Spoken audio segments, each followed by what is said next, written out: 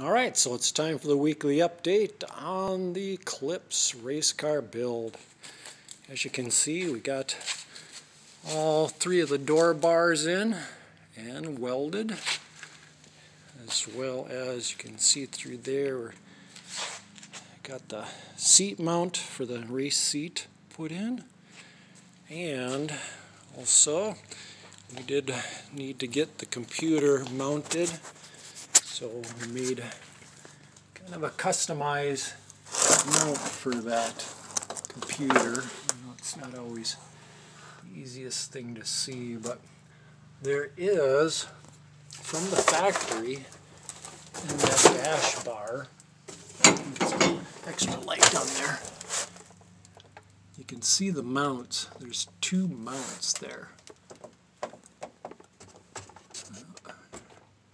And they got maybe a 45-degree angle on them. But what works out good, because of the fact that we're not always running windshields in the cars, sometimes we're running the screens, I do myself kind of put this little,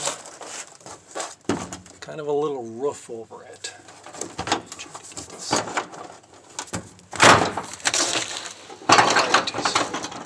You can kind of see it there. It extends over that computer about probably 3 inches. So transporting it is the biggest issue. It sits in a garage other than that. And the last thing you want is water filling your computer.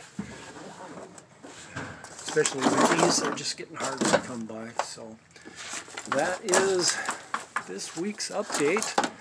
Next week we're going to try to get the bars on this side, the passenger side, and then we'll get that race seat mounted in there.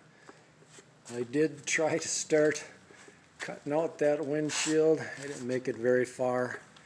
Got to figure out a better way of getting that out of there than trying to saw it with wire. But progress is being made.